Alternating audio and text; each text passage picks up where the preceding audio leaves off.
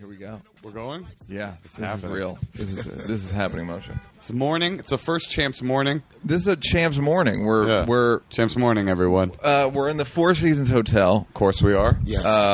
And it's 10:40. We tried to do this last week, didn't work. We're with Tariq Trotter of Black Thought from the Roots. Now, first of all, I'd like to say how I like that you've had to phase out Black Thought. Yeah. Why Like- is that?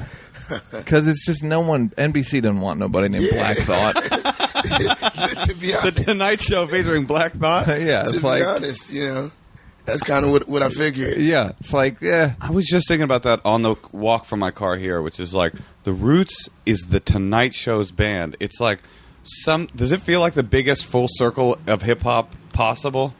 It does. It does. Usually, it's like who'd have thought. But here we are, and time is flying. It's like we're 6 years in. But yeah, I definitely feel like, for reference sake, like who I don't want. Yeah, I think it would be a lot more awkward for Jimmy to have to refer to me every night. So Black, Yeah. it's just it's weird. So I decided early on, hey, I think I'm going to go with the government for this. And people often ask, hey, how come Jimmy calls Questlove and calls you Tariq? And I'm like, well, my name is fucking Black Thought, and it's just it would be weird. Yeah, if Amir's name was Big Dick, You know what I'm Big Dick, saying? no, Big Dick Willie. Johnson or whatever, Exactly. it wouldn't be like Big Dick. Did I ever tell you about when I opened for Bruce twice, and his feature act, the middle dude, was a comedian named Black Boy? Oh shit! And so I had to go up and perform 50 minutes to a largely uninterested crowd. And then at the end of my set, be like, okay, well, that's my time, folks. Let's introduce Black Boy. And they didn't know who this person was and that I wasn't just being some racist piece of And shit. he probably didn't say like, no, my No, name is let Black me Boy. He probably never even mentioned it. And I just ran to the back of the room and was like, let him figure it out. Right. Okay, so 6 years has flown by though. Yeah. Because I remember the first week. Yeah. No shit. I remember the first week, and you guys were like, "Man, just all this like, we can't do this." And it was just like it. And I remember saying to you, like, "It's the third night, like, relax." Like you guys were like, "Man, we can't." And it was like, "Yo, chill the fuck out. You're gonna be fine." Yep. But it has been a huge. You're glad you did it, right? I am. I'm usually glad I did it. There have been occasions on which I'm like, why did I do this? Yeah. But I guess as in any marriage, Yeah, I'm sure Jimmy thinks the same thing. yeah. Like Yeah. with doing the just like, why did I? Really? I mean, I feel like there are you times. guys... From the outside in, it's like perfect. Absolutely. Watching it, you go, wow, this show is defined by this band Right. as much as it is by Jimmy, Right, yeah. Which is a trip, too. You never, ever have had a Tonight Show where the band matters as much as you guys. I agree. Absolutely. But yeah, I also agree that there have to have been times where he's like, why did I do this? Yeah, Right. it's just a lot of work. It is. That's what I feel like you guys are like. I feel like you guys are on a cruise ship. It's the best cruise ship in a the good world. cruise, yeah, it's the sure. best cruise ship in the world. But you Yeah, the literally cruise ship. can't get off. Exactly. You can't get off, and like it's a lot, and it's like you have to be there. It's a ton of downtime, but you can't get off. Yeah. It's all encompassing with regards to time. And even more so now that we're doing the Tonight Show. With late night, there was an extra month, in the year within which we could kind of play. But now working any place 5 days a week for 44 weeks a year, you're stuck on that ship. Is it 44 weeks? It's 44 weeks. Jesus, now. I got to say that's a lot. That's a fucking lot. Yeah. Have you noticed any difference in the reaction of America to you from late night versus being on the Tonight Show? Is there any difference? I don't know that there's that much difference, but I'm definitely recognized more by people who totally surprise me. Like sometimes I forget that, like what I do every day. And I'm like, why is this, old white lady just fucking all down my throat? Why is she calling you Kevin Hancock? And she's like, no, and I could be anywhere, and a woman would be like, I know you. That's cool. And it'll be like, not you're that guy from that rap band. It's like, you're Tariq, and it's just weird. It's a different type of, personality to it. You know what I mean? It's like, yo, she knows my government name, and she watches the show every day. She's seen me act a fucking fool. It's not like, she recognizes me from my music. Right. 9 times out of 10, like the people who are the middle America people who are Tonight Show fans, they're not really up on my discography. Like they know me from shenanigans, like freestyling with the Roots and slow jamming the news and shit. And I mean, that's cool, but I definitely feel like that happens more. I'm recognized now more by the Tonight Show or from the Tonight Show than from the Roots. People who are into the Roots, kind of still know me from the Roots. But right. There's this whole new demographic of people who only know us, from the roles that we play on the Tonight Show. Is there a part of you that just is like, let me make peace with it? Meaning, like, you're not going anywhere. Yeah. Like, you are interested in performing beyond. Can you turn that down? Oh, yeah. Performing outside of just rapping. Yeah, I mean, almost all of me, recognizes that I have to make peace with it. So that's what I do. That's what. Yeah, but that's the thing about whenever rappers want to be actors, I'm like, well, okay, acting sucks. Right. It's the worst, right? That, hey, Andre 3000, your might work once a year, not including your razor ads. Like, you ain't working. You not fuck T.I. I'll call you twice a year. So you're going to work 2.5 weeks a year as an actor. Otherwise, just the idea that there's this acting Shangri-La. Like, Common got lucky. Yeah. In that he's on a series, but no one sees the series, so it's like, I guess he's on a series. It's like a tree that fell in the woods. Yeah, that should be the name of the show. That should be the name of the show. Tree falls in the woods. But I was trying to think: is the Roots the most likely or the least likely band to have become America's Tonight Show band? Like, it's such a weird because you guys are so musically talented and such musicians, and also. Have always been so avant-garde and interesting and revolutionary and anti sort of Tonight Show. It's such a weird. Yeah. What do you think? Yeah, I think we're both. I think we're the most and least likely. And I think that adds to the allure. I think people like lots of diehard fans who have kind of been riding with us like from the beginning. They are drawn into the Tonight Show wanting to not like it. They're like, let me look at this bullshit, fucking, see the Roots selling out. And then there's just this delicate balance, within which we don't necessarily, sell out, as much as they expected us to. And then, there's another demographic of people who are, kind of tuning in to, watch, to get some insight into the world of, the angry black musician. And, we don't necessarily do that shtick on the show either. So, the fact that there's such a delicate balance and that it is balanced, which has always been an issue, or a concern for us in our career, I feel like that plays out, on the Tonight Show now. But at the same time, I don't like the idea of you guys being sort of, avant-garde for sure, but like there was never you were never Public Enemy. You know what I mean? No, that's true. Yeah, go on. We were never Public Enemy, but we were super inspired by them, and there's for real, yeah, of course, Public Enemy. Yeah, element. Some of those spoken word pieces on those albums were straight up like they were not easy listening. They were fucking. I don't know if militant is the right word, but they were discomforting and they were intense. Absolutely. As were lots of the lyrics that I've written and that other artists who have featured on Roots material have been. I don't feel like I've ever pulled any punches or necessarily bitten my tongue. So I'm often surprised, like, wow, how, I never, with all that I've said, how come no one has ever kind of, dug up my lyrics and, made something that I've said before an issue, I don't know. Well, it's just the Michelle Bachmann thing. That's it. Yeah, right.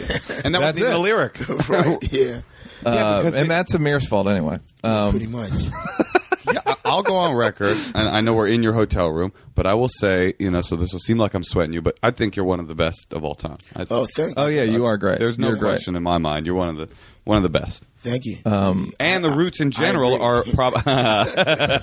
Does any MC not agree with that statement? But and the Roots, I think, are probably the best live hip hop. But that's also like you're kind of the only one. Yeah. So it's like they're the best. It's like but no one else even tries. Well, in terms of the live performance, because it's too expensive, right? And it's also not. I mean, you guys. It took you a long time to kind of make the money back. Yeah. You know what I mean? It's like, you spent the money and you won the long game. Yep. But I'm sure you were looking at fucking in 1997, looking at a bill, looking at like a settle out a tuba player bill, like motherfucker. Exactly. You're like, Quest, why did we bother with all this shit?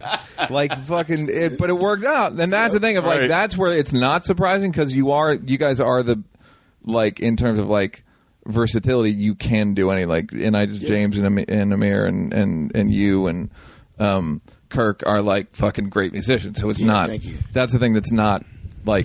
But it wasn't always a big band, right? I think I saw you guys when I was 17 in New York, and I think Wyclef came somewhat. It was a much smaller, much more. The sound was smaller, and there were not tubas. Right, absolutely. Yeah, no horns back then, and one person on keyboards. Right. Like, out of the box, it was just Amir, myself, and an upright bass played by this kid, Josh Abrams. And then... Jewish. Yep, Jewish kid. Oh, man, I like him. Moshe. He might be one of the best bass players of all time. Just having heard that. Moshe. And then we incorporated, elements of Scott Storch into the band. He wasn't officially in the Square Roots at that time, but he was a kid who would hang around the studio where we recorded our demo, and then he stole from James and went and made records with Dr. Dre. That's 100% true. Oh yeah, yeah. The ding ding ding, the Still Dre is basically stolen from that thing, which James Poyser wrote.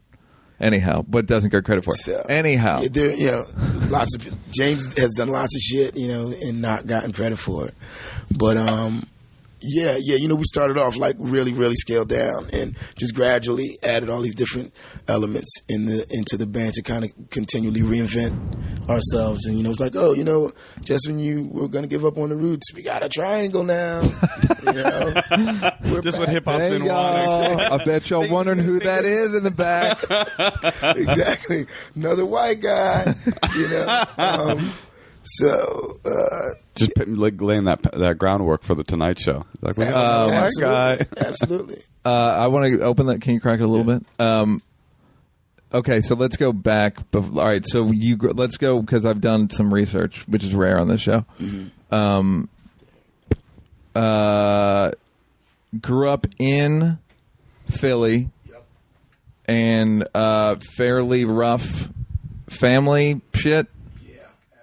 Hold on, let's wait for you to get back on the mic. Turning on the AC. Yeah.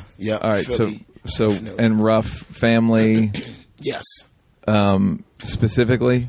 Well, I grew up in an Islamic family. Like, both my parents were I'm out of here, man. Both my parents were Muslims, but they were part of an Islamic community in Philadelphia that was like Muslims by day and gangsters by night.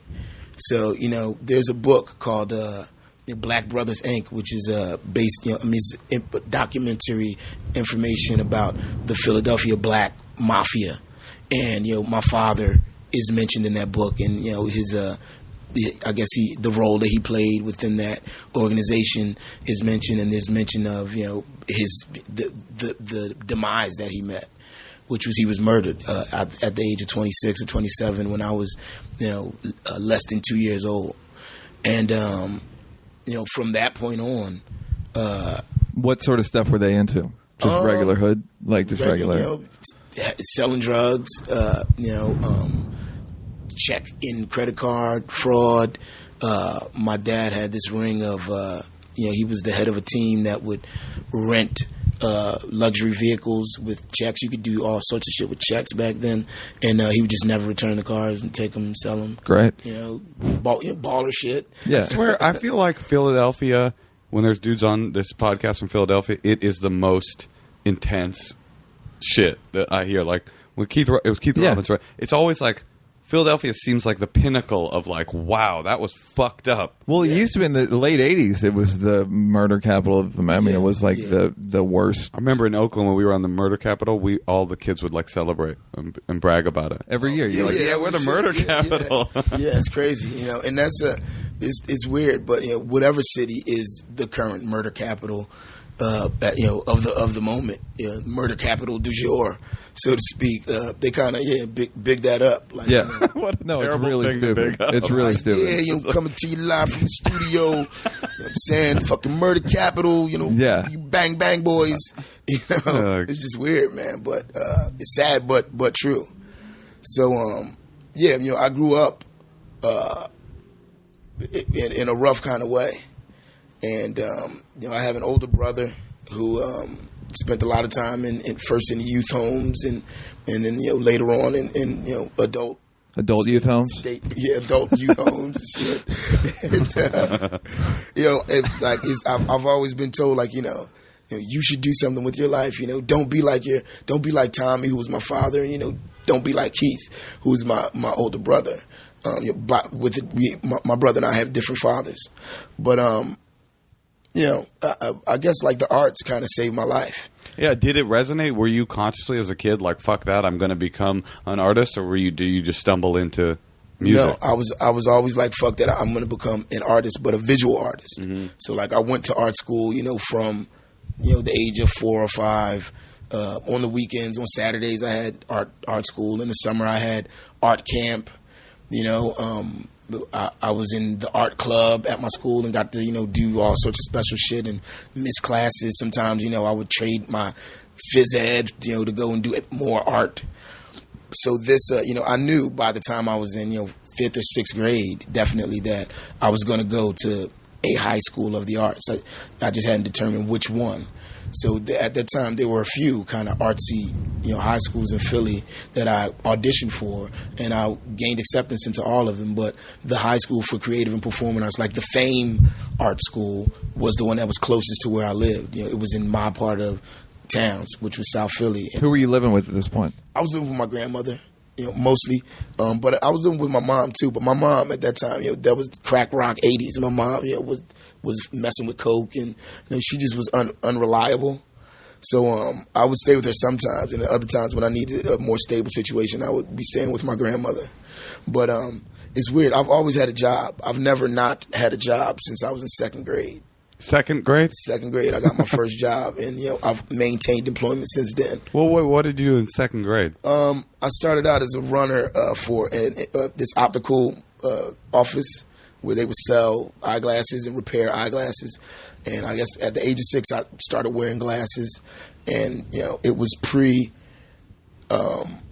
sports glasses for kids. So I would just wear the regular big hard plastic glasses and then put that little strap on the back that kind of holds it to your head. And it wasn't cool. So I would take the strap off and ultimately always break or lose my glasses. I'm actually curious, were you cool when you were a kid, or were you being in art school in South Philly in that period of time where people like, you're a nerd?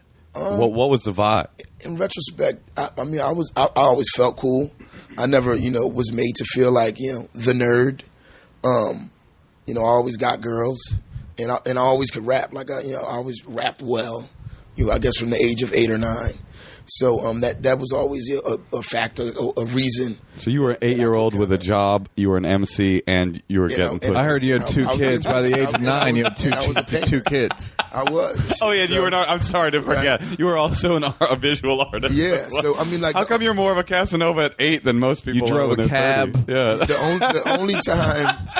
only time that I would feel like less than cool would be like on a Saturday if guys are everyone's splitting up to pick sides for some fucking game on the block, And, I'm like, oh, I'll see you guys later in a couple hours. It's just like, Tariq, where you going, huh? Don't worry about it. Hey, Tariq, what's that big-ass fuck? I used to carry a portfolio that looked like this roller bag that's sitting behind you. And it's like, how come you got that big-ass briefcase? And, I had that, and then like a tackle box full of art supplies. And that's when I would feel the least cool. It's like, oh, that's right. Tariq, he be going to art camp and shit. Fingering girls and shit. What a dork. So you knew, like, sports and all that shit were just, like, not, you just weren't that interested? I wasn't that interested. I love to play shit, but, I was more interested in being the coolest kid in the art school. Because it just, like, manifested in you? You were just like, oh, this is my shit? I guess it was just kind of my calling. Yeah. So you knew, even as a little kid, you were like, destiny has some plan for me, arts-wise, or something-wise. Yes, definitely. So my first job, because I would go to that place to get my glasses repaired, so often because I didn't want to get in trouble when I got home from school, they decided to, dig a little deeper, and they asked me questions like, hey, kid, who takes care of you at home? And they would see, I was a latchkey kid, so they would see my key around my neck, and it's like this poor second grader. I go home. You'd be like, I take care of myself. I got a 401k. Pretty much. I get home, I make something to eat, I watch Scooby-Doo. My mom gets home from work a couple hours later, and that's just the way it was. She was a housekeeper at a hotel downtown at this time. So they offered, to just occupy the time that I had on my hands, they would offer, little jobs and shit. You want to run errands for us? You can go and get coffee and sandwiches, or you can help us organize, the drawers. And that grew into eventually them, showing me how the glasses were made. And I would, they had this huge German Shepherd there, and I was afraid of dogs at the time. But for some reason, because it was my job, I wasn't afraid to go and fuck with that dog. So I would go and feed the dog and clean up after him. And I guess he was like security there.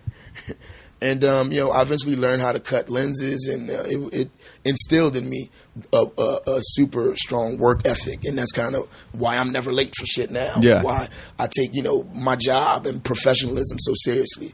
In retrospect, just looking back, that has to be where that began. I mean, how did you muster optimism in the circumstances that you're talking about coming from? Like, do you think it was an accident of fate that you just had got optimism and knew you'd be okay? Or is it? I think, people always told, relatives and close friends always told me that, I was destined for something beyond, where I was at the time. By the way, I feel like you looked pretty much the same when you were like 8 as you do now, except for the beard. I feel like I did too. Yeah. I can see it. Yeah. I feel like I did too. You see what I'm giving you? Yeah. Little glasses, a German Shepherd, stack of money, a portfolio. Yeah. Hey, I mean, my kids, I tell my kids, when I was your age, I was on my 5th or 6th job, and they think I'm bullshitting, but it's true. Like once I wet the beak with that second grade gig, even during periods of my life where no one would hire me because I was fucking 9, I would just hustle. I would wake up early in the morning and go to the factory where they made soft pretzels, and I would just buy racks of those shits while they were warm and come out and fucking sell them. Yeah. At a jacked up rate. Hilarious. And I made money. I had a paper route, that I would do in the evenings. I would offer to do all the grunt work that people didn't want to do. Folks, own a property and they have to, prepare it between people who are renting it. They got to now go clean out the backyard and the basement and all the rats and roaches and weird shit that homeowners would rather not do. I would do that shit, if you pay me.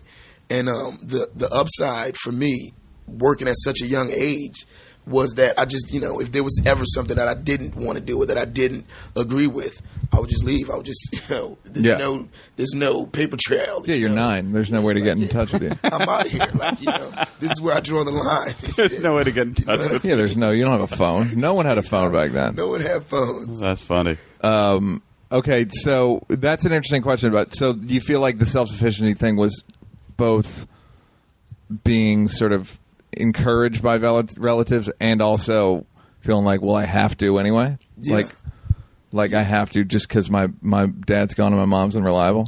Yeah, I felt like I had to because there was a certain way that I wanted to live. I wanted to be comfortable. I wanted to when kids are saying, hey, we're going to the store to get penny candies, or we're going to go to the movies and do X, Y, and Z, I wanted to be able to to do those things, and I knew that it was a lot. My mom couldn't necessarily afford it. My dad was a veteran, so I would get a monthly check from the VA from his Air Force benefits, and we would get Social Security, and that was kind of it. So I knew I had to do something, so I kind of did it. I was always able to, I could buy sneakers when I wanted to buy sneakers. When you shut down the movie theater, you shut down the mall, I used to Yep. shut shit down. Hot pretzels, you go sell hot pretzels, shut down the pretzel factory. Water ice stand, whatever. I just go and it was kind of a do for self ethic. Because on this podcast, I've been always fascinated with people that get to these levels of, I don't want to say greatness, but greatness of the moment where you go, holy shit, I can be one of the best ever. And it sounds like you got some lucky accident of genetics or circumstance where you just knew, no, I'm going to be good. I think so. I think that's pretty impressive. I think so. And at the time, it's not something that I was aware of, but just in retrospect, it has to have been, because so many of my peers, like all of my friends, sold crack and shot each other and died or went to prison. And you just sold the bags to put crack in. And the pretzels to watch the wars on the street. I tried to sell crack, but I was just horrible at it. What does that mean? Well, I was a shrewd businessman, but I was a crack dealer with a heart of gold. Right, yeah. You can't have you the can't have a fucking of heart of gold. Set. Trying Two to sell, for one, shit like that. Shit like that, and I would let you pick. You know what I mean? So, people on the streets are like, have you tried grinding lenses? Yeah, that might be more for you. People on the street, people on the street would be like, yo, go and fuck with him. Like, what I mean? That's where you want to go cop from. And, they would do the switcheroo on me, and it was just weird. But I wasn't selling crack to make money, because I would, at that time, I would go to work. You just did it to meet people. I just did That's it. right, I the did network. It for street cred. I did it for street Yeah. cred. I would go to work, and I would make money at my job, and I would get a check. I was on a tray line, serving food at a home for the elderly when I was like about 14, and I would come home from that job and just post up on the corner and sell crack, just because that's what all of my friends were doing, and I wanted to interact with my friends. And I was just horrible at it. My brother was in the streets in between prison terms. He was selling crack at that time, and my mom was very probably smoking crack at that time. So they would catch wind of what I was doing and just come back and advise me, like, yo, you should leave this alone. Like, it's not really for you. You don't know what you're doing. Word on the street is You're not good at it. You're not fucking good at it. So Who, the pretzel kid? it was weird. By this time, I'd been kicked out of the High School of Creative and Performing Arts. I attended the school for 9th and 10th grade. Is that the place you met Amir? Yeah, I met him. Do they claim you? They we have a foundation there now, and you do? they're Okay. so proud of me as alumni. But and I just don't want to remind them, bitch, you fucking kicked me out. But yeah. Oh, well, what did you got kicked out for messing with a girl? That's not true. No, I got Amir kicked- claims that's true, but it's Yeah. not true. The reason I was let go was because of attendance issues, because I had a job. I worked at Pizzeria Uno. Of course you did. Yeah. When I was 14, I was a dishwasher. I heard you were owned I heard you were too busy being the vice principal of the school. That's because of right. class. And you Pretty owned much. a couple of different Pizzeria Unos around town, correct? Yeah, I was franchising Unos. And, that took up a lot of my time. The same way, now it's the Tonight Show takes up 44 weeks Yeah. a year. Back then, it was the Pizza Game. Pizzerias, yeah. So I would get off work. They would close at 2 in the morning. And then I would have to stay until the last dish was done. And then I would leave and walk home. So I would begin home from work, at about 3:30 in the morning on a good night. And I had to be back at school at 7:45 in the morning. And we had this thing where if you're any later than 5 to 10 minutes late, then you can't go into your first period class. You have to just sit in the auditorium. So I often had to sit in the auditorium during my first period because I would be late. I would be coming basically straight from work. And then I would go during my lunch and make up whatever project I was missing. And during this year in school, my first period class was a graphic design class, and my art teacher was this black cowboy named Mr. Sumter.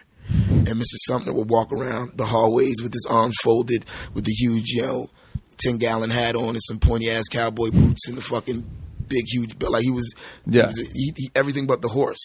He would mosey down the hallway and say, well, what you're wanting to do, boy, is get yourself into your classes on time, and then maybe you'll be able to get a decent grade. But without regards to how magnificent the projects are that you submit, I'm unable to give you a decent grade because you're never in class. And I'm like, well, I mean, I come to class, it's just other people's class. I come and do what I was supposed to do in my class in your class. But he could have cut me some slack. Did you say to them like, "Hey, I'm working"? Like, yeah, but he didn't. Mr. Sumner didn't give a fuck. They're like, "Yo, you're 9." Yeah, he was really mean, and just it seemed like he didn't want me there. He wanted to make an example of me. Yeah. So even though I think I had like an 89 to 92 average on everything that I submitted in that class, but after he factored in my attendance, it brought me down to a super high D. Right. Or a low C, and anything below a high C in a class that was your major, they could kick you out. So he kicked me out. Like I could have failed math, English, science, history, but I couldn't fuck up in an art class. Right. So it was like, oh, that's what you're here to do. So get out now. Go back to the hood. And it was cool. How long did you leave? Did they get kicked out for? I was kicked out forever. What do you mean? Oh, all right. So you never went back? Now get. Like, so it wasn't. All right. So you and Amir met at that school. Yeah. Then and you started rapping at you guys did a thing at a talent show or something. Yeah, we started performing together when I was in like the 9th grade, or maybe towards the mid to end of the semester when I was in 9th grade, and Amir would have been in the 10th grade. Okay. Or maybe he was I think he was in 10th grade. I think he was just 1 year ahead. Amir kind of claims that he taught you how to be a snob. No, that's not true. Amir was a nerd. Okay. In school, but he was a cool nerd. He had a bohemian thing going. So exactly what he is now. Go ahead. Pretty much, but only he had like a jerry curl, that's but great. not an afro. He had a jerry curl that was cut into like the Theo Huxtable shape of the shag in the back. Oh, he had like a trench coat type of vibe. I can see it. I can see those it. kind of vibes. And like a lady. And he would wear the Dwayne Wayne kind of glasses like that flip up and shit. And he had this. Back in the day, his parents. He comes from a musical family, obviously, and his parents were. His dad was a huge doo-wop legend that later formed like a band that was kind of sly and the family stonish. So he would come to school with like remnants of his parents, soul band wardrobe on, like a denim jacket with this crazy hand painted peace sign on it that looked all psychedelic, or necklaces with like a Black Power fist on them, that look like the pick that he wears in his hair now. And was that cool back then, or was that just like too weird? It was weird but cool, and it got attention. And I saw dollar signs and shit, so I immediately wanted to fuck with Amir because I wanted to start. I'm an art major, right? So I started selling hand painted jackets and jeans like the one he wore, and I started making plaster casts of Nefertiti heads and Black Power fists and selling them. To people like Wanye from Boyz II Men and fucking Christian McBride, right? People they all went to school. We went to school with lots of musicians who were also destined for greatness, and that's what got me into the music aspect more than the visual arts major. Like I began to cut, I would do my projects for my class, and then I wouldn't go to lunch. During my lunch period, I would go to whatever music class Amir was in at that time and just sit and be a fly on the wall and watch Boyz II Men arguing over who was going to be the 5th member. You know what I'm saying? Yeah. And what should we call this band? Fucking we're going to call it Men to Boys. No, that won't work. Stuff like that. They made it kind of like when you guys were in high school still, right? While we were still in high school, and that's when I really knew, like, it's fucking on. Like, Boyz II Men got a record deal. Yeah. They were doing a music video, and, we were in it. So what year did you graduate? Or you would have graduated? 91. Oh, so they made it in 90, right? Yeah. I mean, 91, like, I remember, like, they played, like, End of the Road at prom, no, they at were, the prom they were, and shit. They were like a big deal by the time we graduated high school. Wanye was in my class. He was in my graduating class, but he also got kicked out. You know? Oh, okay. They kicked out all the greats, right? Yeah, but Wanye, he was like there was a lead singer of Boyz II Men, this guy Mark Nelson originally, and they started as a band called Unique Attraction. Oof.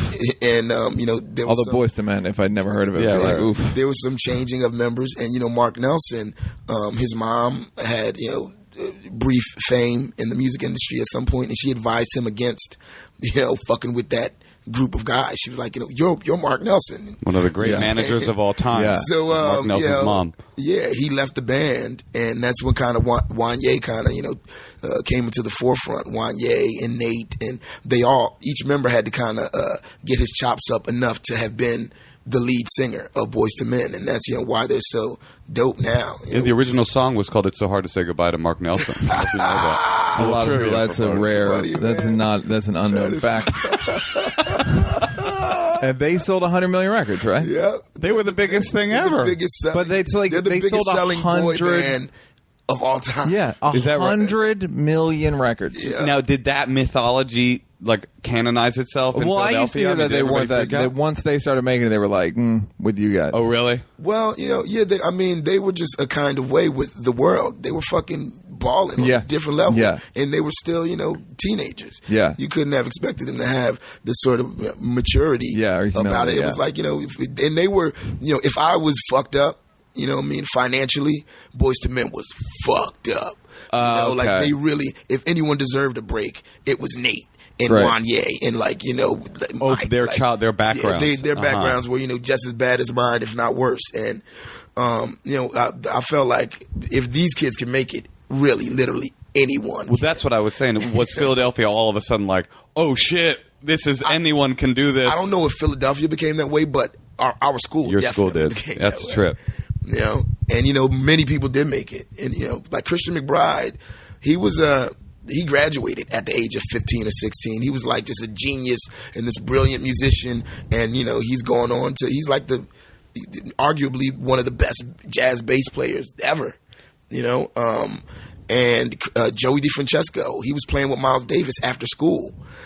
So I was inspired by just being immersed in all that. Is it random, like a random fluctuation in time and in Philadelphia, or do you think there was some what was it that was making one school have this much sort of brain power? Yeah, I don't know, man. It was something in the water, like really. It was because so many people were doing their thing.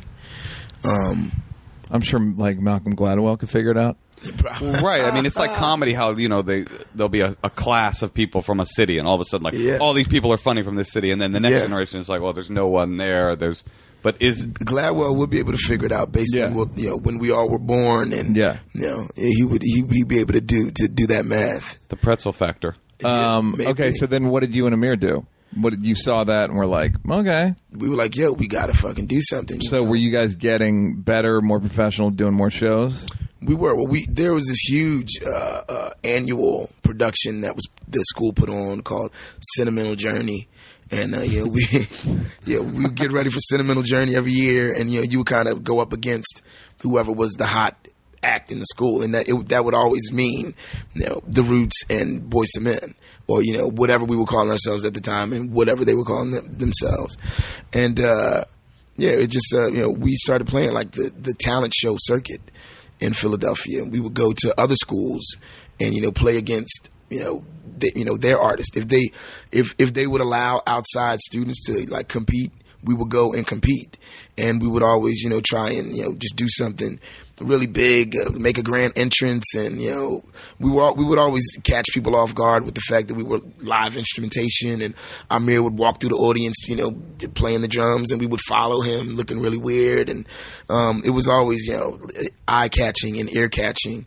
and that kind of led to a little popularity, in Philadelphia on that scene, if you can consider it a scene. The Philadelphia and then how did you get high school and college talent show circuit?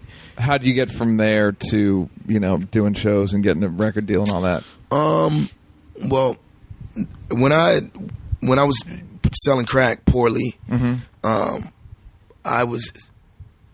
met one of my father's brothers who I'd never met. Like one day I was out on the corner selling drugs, and my uncle, who's super militant Muslim, my uncle Lukman, he came and he wanted to have a conversation with me, and I was I was kind of scared of my uncle Lukman. You knew he was your uncle, though? Yeah, I knew he was my uncle, but Just the name alone is scary. Yeah. Yeah. And he had the Philly beard? Yeah, always. He invented that beard. His name is Ernest Lukman.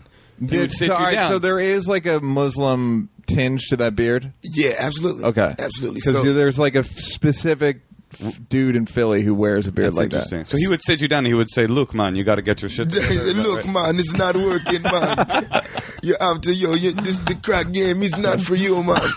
No, but he came and he said, basically, you're moving, like you're leaving your grandmother's house today, and your bags are packed and you're moving to Michigan. And I was like, what? I got here. I got crack to sell. I got to go to work tomorrow.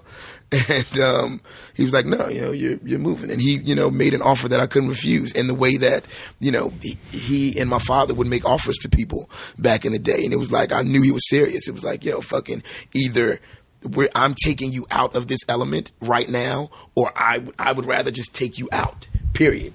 And, so I left. I don't even remember if I went back home. I think I left the crack strip and went to the airport and got on my first flight and went to Detroit. And when I landed, another man who looked a lot like my uncle Lukman was like, "Hey, what's up? I'm your Uncle Cliff. Yeah, you're going to be staying with me."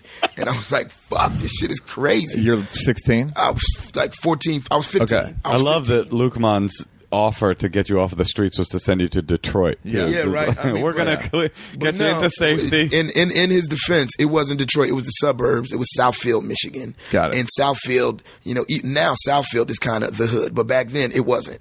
My uncle lived across the street from Mr. Ross, whose daughter was Diana. Got it. So I moved there, and I felt he had a fucking swimming pool. Like, I didn't have a driver's license yet. He gave me a little piece of shit car and let me drive it. And I hit Amir back like, yo, I'm the fucking Fresh Prince of Bel-Air now. And, I'm not coming back to Philly.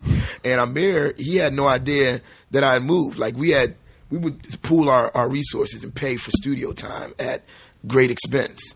And this was one of those nights where we were supposed to be working on our demo. So my schedule that day was sell crack. No, it was work at the old folks' home, sell crack, and then go to the recording studio. And I worked at the old folks' home, and I sold crack, but I never made it to the studio. And Amir was there, like, yeah, what the fuck's going on? So he calls my grandmother, and he's trying to get in touch with my mom, and he finally gets in touch with my grandmother, who's like, Tariq, he's never coming back home. I heard he went to the graveyard and sat on your dad's grave. She's like, with a Ouija board? That's what I heard. Coming back home, and she gave him my number in Michigan. He called me like, "Hey, Tariq, what the fuck?" Yeah. And I couldn't explain. I was just like, "Yo, I'm the fucking Fresh Prince, man." Yeah. And I thought I was gonna stay there, forever, just because it was sweet. It was cushy. I had like the whole basement of a beautiful home was mine, and we immediately went out and purchased all sorts of furniture and shit. And I spared no expense. I got all the shit that I always wished I had in my room in South. And your uncle paid for it? And my uncle paid for it. He was like just balling on another level. You know what I mean? So it was kind of dope until I began to interact with my uncle's stepdaughter, who was like the black sheep of that family, and she was really like she had a bunch of gangster Detroit. Like this is when Detroit was the murder capital. Yeah. And they were about that murder life, and she was fucked with the bad boys, and she was like a catch to them because she came from a household that had some dough, and she had a BMW, and all of the shit that you look back in the 80s and say, oh wow, how did those kids afford that? Those huge gold chains and earrings and all of that. Like she was about that life in Detroit, and my uncle and his wife would they distance themselves from her because of that, because they had a lot to lose. They like, what were they doing for work? Risk management. Got it. And they found a bubble and were making dough doing that shit. And they would often leave for 2 weeks at a time to go to some island, and then I would just be there by myself. And when they left, they would say stuff like, we're going on vacation. Don't let Dion in the house. And she grew up in that house. This was her house. I'd been there for like 2-3 months at the time, and they're like, if she knocks on the door, just ignore her. Why did they take you in? Because of, I mean, I know they're your uncle. It's your uncle, but still, that's quite a. I mean, they were family, and my father was the youngest of 3 brothers, and he at that point he had only been murdered 14, 15 years ago.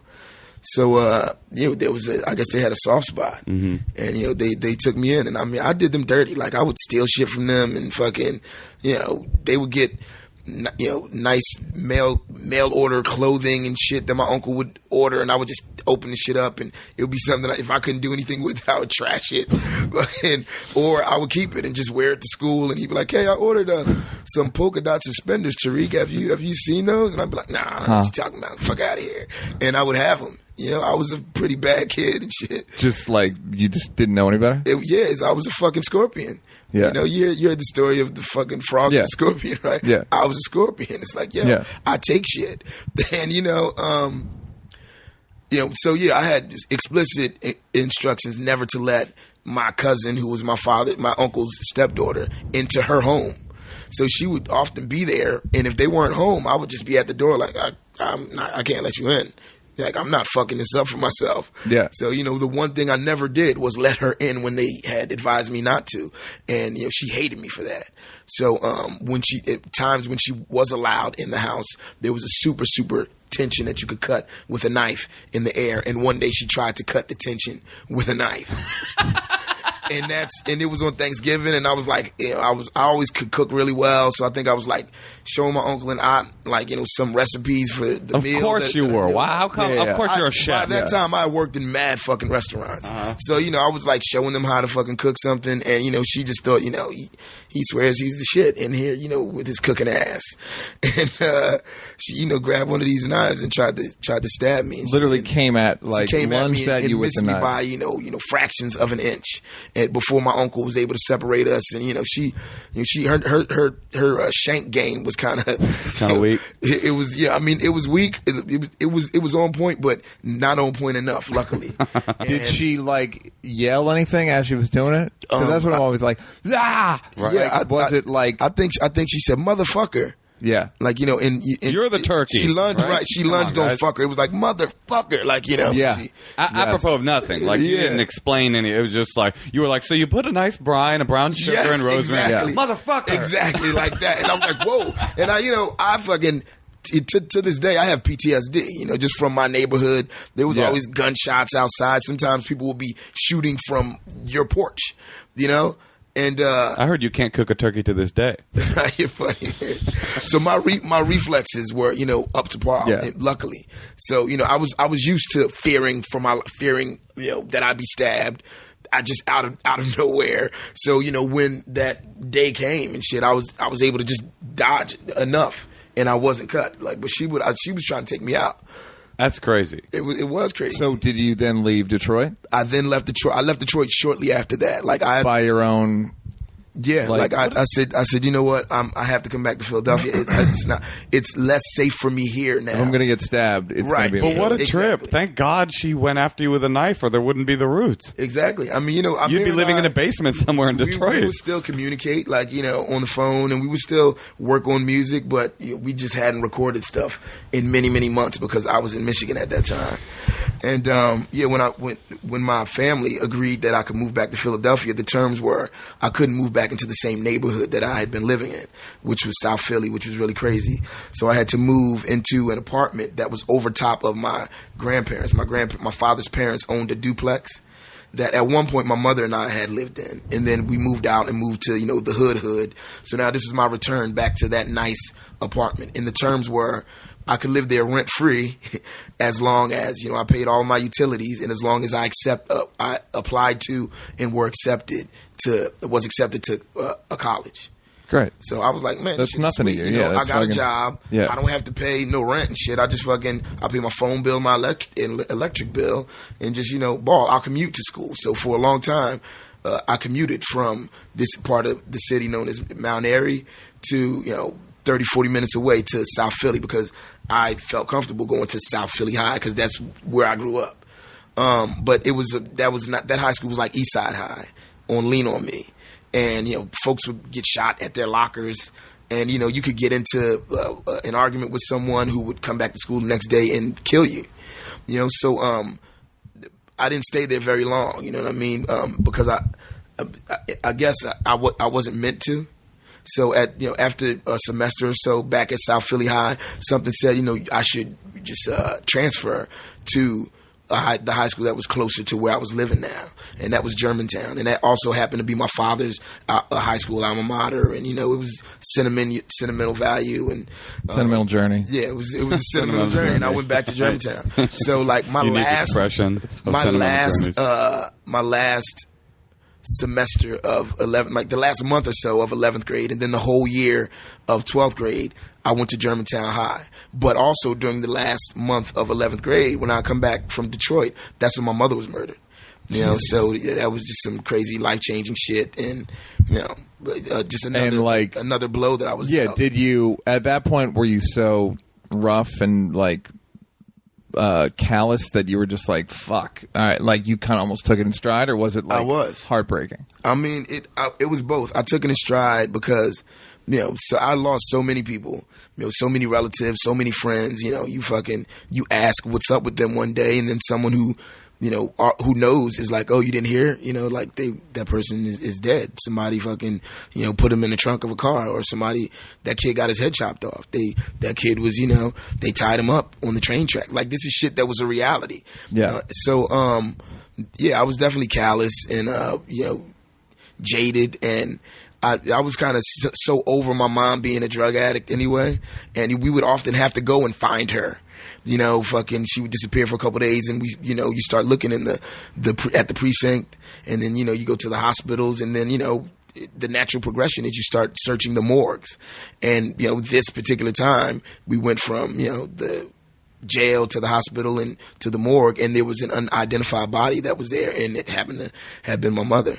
And, you know, I was living on my own over top of my grandparents, and I was working at this place called the Data Group, which did market research, like, you know, just cold calling people for like Johnson & Johnson products or something. And, you know, so I didn't really have that much. My time was really occupied just with school and my job. So I dove into that. And, you know, they'd offered to give me lots of time off to kind of get myself together, but I opted out of it, and I just kept coming to work. And, again, just, you know, that work ethic has always been what kind of took me out of the reality of, you know, what my life was. And I didn't even cry when we found out that my mother was. I didn't cry until the moment I saw her casket being lowered into the ground. You know, it was just one of those things. But I felt like she was in a better place, you know, and, you know, she was kind of out of her, you know, what she was going through, because she was at that point just dealing with some really serious shit. Did you see her as more like a sister after a while? Was it one of those things, or you always saw her as a mom? I always saw her as a mom because, you know, I had better, you know, for my own good. Like, you know, even as a crack fiend, mama still was a black queen, you know. Like, yeah. My mom would fuck me up. I remember one time my mom had come home just from hanging out, and I was at my grandmother's house, and she had come, you know, back from like running the streets, and she had on like a tank top that was tied down at the bottom, so her midriff was exposed, and she had on some tight cut off jeans, and, you know, it was summertime, South Philly, and I just felt like it was age inappropriate. And, you know, I was tired of her fucking, you know, coming in the house, you know, looking like dressed like a teenager. So I spoke on it, and, you know, I shouldn't have, because I learned a lesson that day. Like, fucking crack fiends and still whip that ass. Yeah. And, you know, my mother and grandmother, they put me into the Lazy Boy and reclined it all the way so I couldn't get out. And they just like commenced to whooping on me with both of them. Both of them. But I think what they actually looked at each other and were like, "Are we doing this?" The straw that broke goodness. the camel's back was I was having this heated discussion with my mom, and she got into my face. I got in her face. She pushed me. I pushed her back. And when I pushed her back, to the Lazy Boy, exactly before my arm was drawn back from that, you know, reach, I was, you know, in recline mode, just getting fucked up with like candy dish and just household items. Yeah, remote whatever, controls. the first thing that they could reach, and they fucked me up, and that kind of. They broke a picture of Malcolm X over your head. Pretty correct? much, that shit like reminded me, like They went to Detroit, I'm the got child. Dion. I'm the child. Yeah. She's the adult, and I was in. It was nowhere near my place to speak on. Whatever the fuck she wanted to wear or however she chose to live her life. So did you? And you never feel sorry for you. I mean, like, I gotta say, if I had like a quarter of this, I'd feel sorry for myself. I know, man, but I never felt sorry for myself. Was it kind of a thing where it's like if I start grieving and feeling sorry for myself, I'll never stop, so I might as well just keep moving? Exactly. I had already seen what that could lead to in very many people, family members, and just guys from the block, and people who were destined to do something who just had fucked it up. And where do you think it leads to? Alcoholism and drug addiction, or alcoholism, drug addiction, prison, and death. In other words, sort of the real confronting of some of the trauma of living in these circumstances is the thing that continues those circumstances. Absolutely. That's interesting. Absolutely. One time I shot up this crack house because I couldn't get my mother to leave. Like, I would go, like, sometimes, say it's the third of the month and my benefit check had come and I'm ready to go, cash my check and shit, but I can't do it because it's in my mother's name. So now I have to go and find which drug house she's hanging out in. And sometimes, she would be like, get out of here, boy, I'm partying. You know what I'm saying? And I'd be like, trying to pull her out. And then, other people who lived in the house would be trying to pull her back in. And so this one time I went and found my mom in this house. I wanted her to come and cash my check. And, she refused to leave. And, I came back with a pistol and I just fucking shot into the house. And I knew my mother was in there and I knew I very well may hit someone. I just didn't give a fuck. Just that much anger. Yeah. It's like a physicalizing of that grief that you're not processing emotionally. Absolutely. I mean, do you think that's what is so important about hip hop in terms of that whole, Q-Tip, Iggy kind of conversation about how important hip hop is to the black community? Is like on some weird level, especially your lyrics are so kind of emotionally intense. It's like a processing of some of the grief from growing up in these crazy ass communities. Absolutely. I mean, I know there are many artists have had it a way more rough way to go than I have. And I mean, you'd be surprised, man. You'd be surprised. But hip hop has this ability to say it's appropriate and okay for me to speak on the shit that I've been through. Yeah, and well, that's the thing. It's like brothers never go to therapy. Exactly. This is our therapy. So yeah. It's cathartic to be able to to just fucking vent. Right. Do you not think that there is a better way, though? The problem is not everybody is a great MC. Right, some people don't. That's very true. Like, as someone who goes to a lot of therapy and all that shit, I feel like there's I find it effective in a way that I don't know if rapping ever could be. You know what I mean? Right. Like, do you find that you do things that are, like, still, like, oh, this is a coping? Like, the fact that you guys work so hard... Yeah. I'm starting to think like there's a reason for that. Yeah, I think I can see that. I can definitely see that. But you walk through the doorway that's there, right? I mean, it's like if therapy's not culturally or literally accessible, then you figure out a way to talk about it over a beat. Exactly. Yeah, but now you're a guy who could go about it other ways. Right. I mean, I go to therapy, but I go to therapy more for marital counseling. Got it. Great. I just don't have I don't have the time really to go to marriage counseling, but I do it because it keeps my wife happy and it maintains the peace in my household. But I couldn't pencil in another shrink. Yeah. Shit. Like I just don't fucking all of my time goes to NBC. Yeah. But that is also like, I don't even know if it's optimism, but your father passed away, your mother passed away, and still it sounds like to me, correct me if I'm wrong, you're still like, fuck it. Something great is going to happen for me. Yeah. And you never felt like, boy, this is fucking hard. I've always felt like it's hard, but I've also felt like, nothing worth, the reward is ever easy. Yeah. So, I just always have kind of soldiered on, And how does that, how many kids do you have? I have 5 kids. And how does this, do you have goals as a father? Like coming up the way you came up, is it do you have goals in terms of like, I'm never going to disappoint my kids, I'm never going to not be that, like is there a thing of like a list of things you don't want to do as a result? I mean, there is a list of things that you don't want to do, and the list of, I guess there's a list that no father wants to do. But what maybe has taken more precedence for me in my relationship with my children is the fact that they're afforded the ability to do whatever it is that they want to do, and the fact that I don't want to impress upon them the path that they should kind of take, because I feel like I was able to make my way on my own terms, and I feel like I'm a success story. So there are very many. I just want to be supportive in whatever endeavor, and I don't want to necessarily control what the direction in which any of my children are going to go.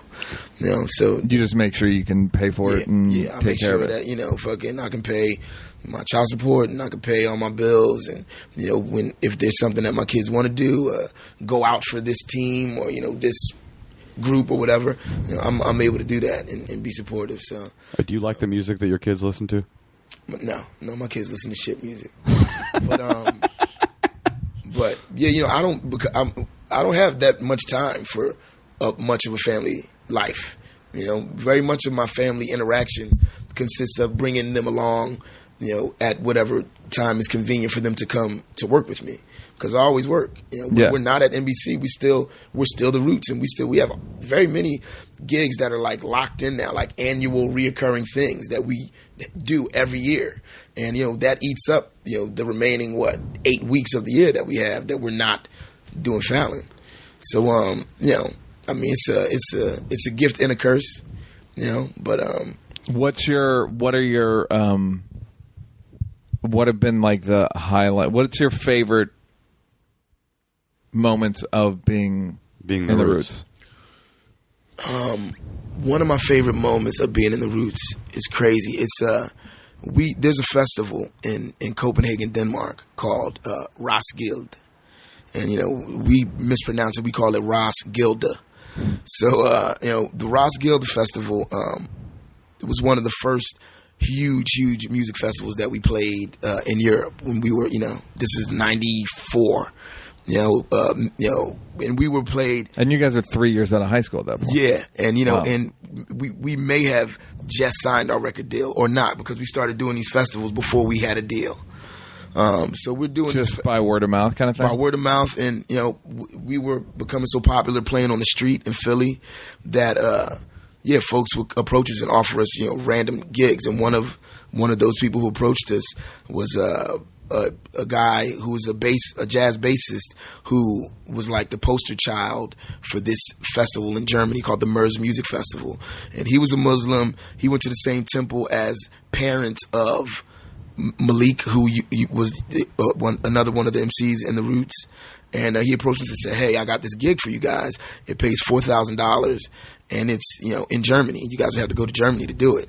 And we were doing $400 gigs at the time. So we're like, "Let me get this straight. You're going to pay for our flight and our hotel, and we go to Germany and get $4,000." This is before anybody outside of Philly really knew who you were. Exactly. And so that's what really when the Germans came to watch us perform, like in a small apartment. We did a full-on concert just for like 2 people, and they were like, "Yeah, I like it." Yes. Yes, Yes, it will it do. will do. Yes, it will do. So they booked us, and that gig, they started asking us, "Okay, what will you do for the merch?"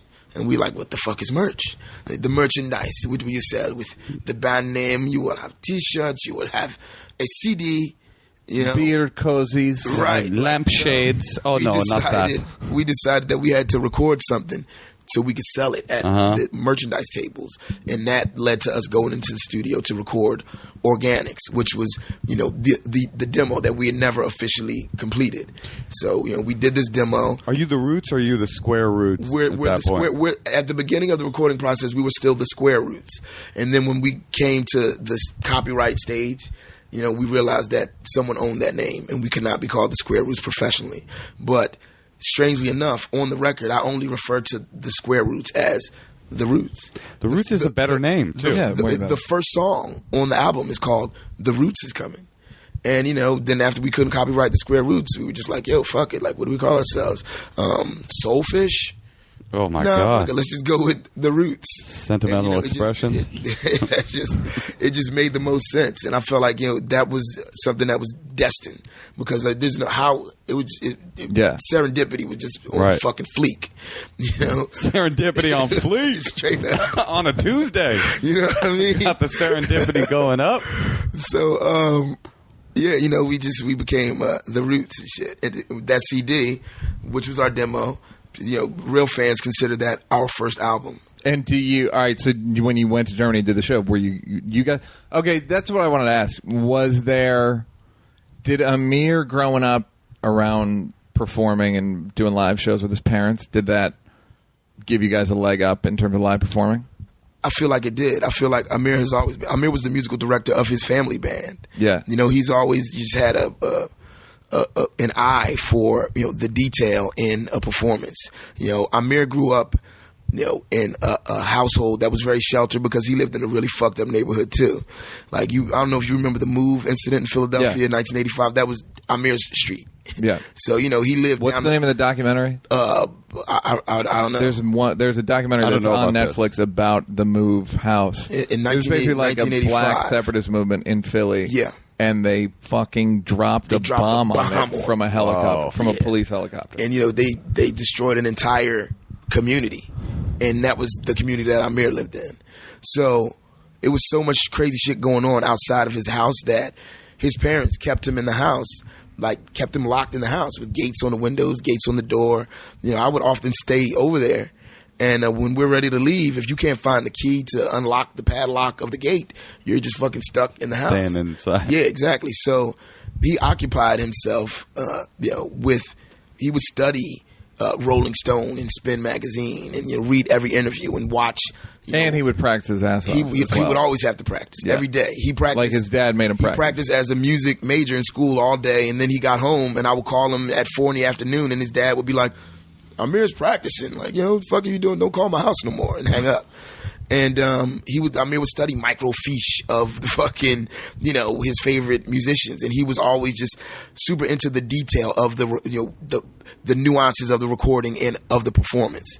So that which makes him annoying because he's a know-it-all. Yeah, but it also makes him an amazing musician. Yeah. So that were you ever at any point feeling like the music is too much? Let's just make some fucking street music. I have, because again, I've always had that. There's always been like an underlying concern with just my credibility. It's like I don't want to be a nerd. I don't want to be a fucking an outcast. But in retrospect, we very much were just through existence. Just the fact that we were who we were made us fucking outcasts and shit. Well, that's the thing is like having worked with James and Amir on. We made shit for Chappelle Show, and like James and Amir made a good beat in 20 minutes. Absolutely. And I was like, well, why don't you guys do that and just sell beats to dumb rappers? And they were like, because it's not even a right. Consider like it's beneath us. Right. It's like serendipity goes both ways, right? Yeah. It sets you up in this way you want, and also sometimes like you go, well, this is the tune that's playing. Exactly. No pun intended. Right. So let's go with it. You have to go with it. So that's kind of where we were with it, and but that work ethic on stage and in the studio that was instilled into Amir through his family background definitely immediately carried over into what we were doing in our band. And it was a different type of discipline, but I was a different type of disciplined person. Period. So it just worked out. So, but you went to Germany. Yeah, we went to Germany. We sold, the 1,000 CDs that we had pressed up to take over there. They floated around Europe. People began to, express interest in signing us. We signed, an EP deal with a British company called Talking Loud, which is superstar DJ Giles Peterson. Mm-hmm. That was his company at the time, and we did this EP that would lead up to our Geffen Records release, on which I think out of 8 songs, 5 were like 5 songs reappeared on our Geffen album, but there were 3 songs that were only for the UK EP. What is the first album? The Geffen one? Is that? It's called Do You Want More? It Okay. turned 20 years old 3 weeks ago. Right. That was when my brother I was a West Coast hip hop gangster rap, and my brother went to school on the East Coast and he was like, there's this band with musical instruments, and that was the first album that's why I saw you so long ago in New York. Nice. Yeah. And there's a guy, Amir, he practices all the time. He looks at microfiche. Yeah. There's another guy, Tariq, he sells pretzels. And then crack, and then it's crazy. Yeah. You gotta check him out.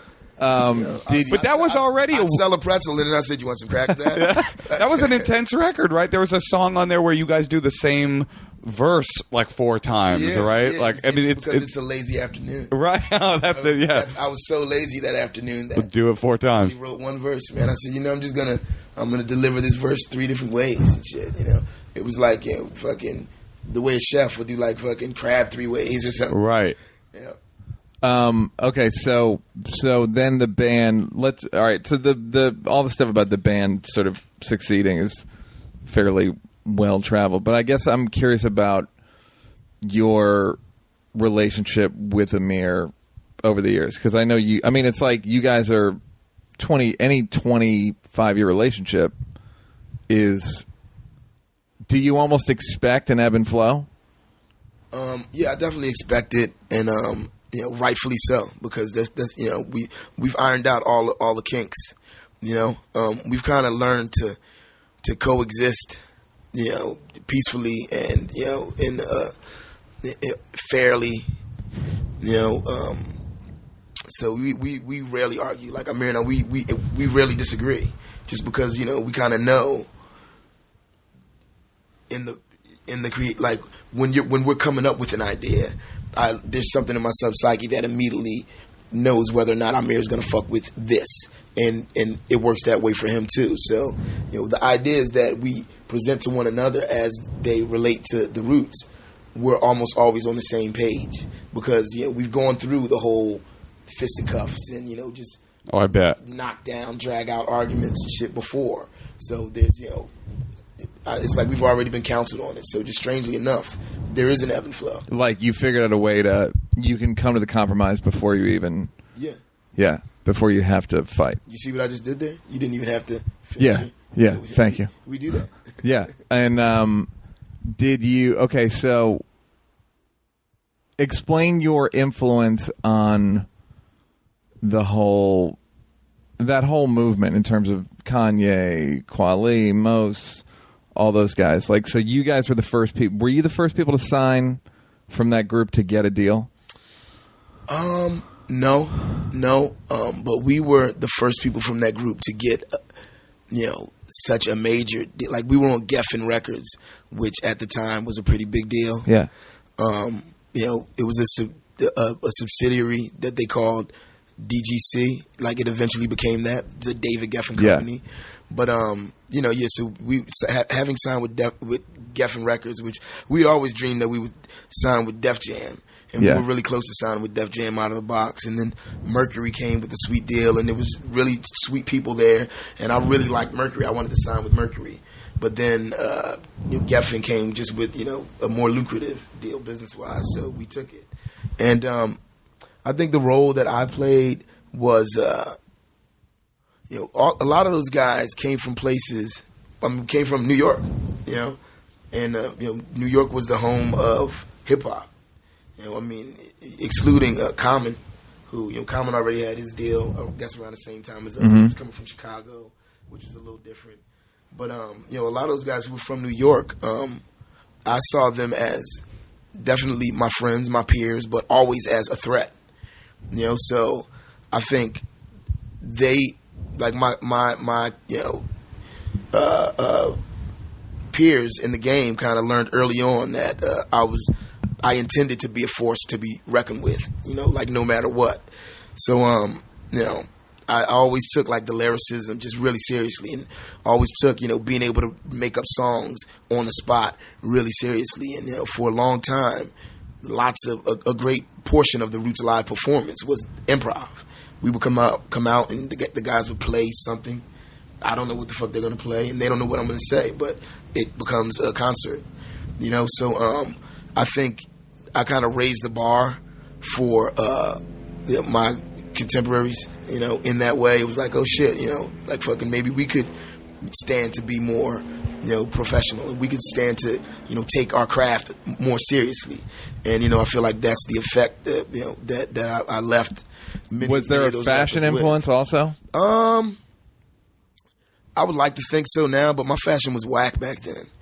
When I look at those photos and, the footage of us performing, it was just, hip hop fashion was whack. Yeah. What year are we talking about? The 90s. The 90s. And like clothes were just all huge. I was like growing dreadlocks, but I wasn't. I was like a fake Rasta, and there was lots of athletic wear mixed with fucking checkers Jamaican and shit, neon. Yeah, and it just wasn't.